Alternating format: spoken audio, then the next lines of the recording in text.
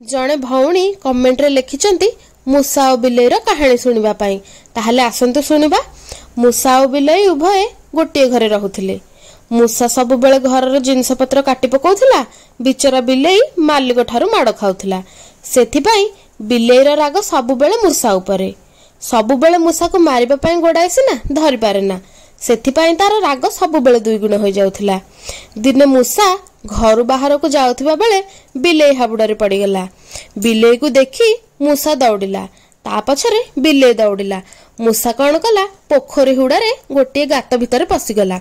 मूसा को धरिबा पाई बिलेई मध्य गोटे गात भितर तार मुंड को पुरेई देला। बिचरा आउ तार मुंड को बाहर करि पारलानी। बिकଳରେ छटपट हैला।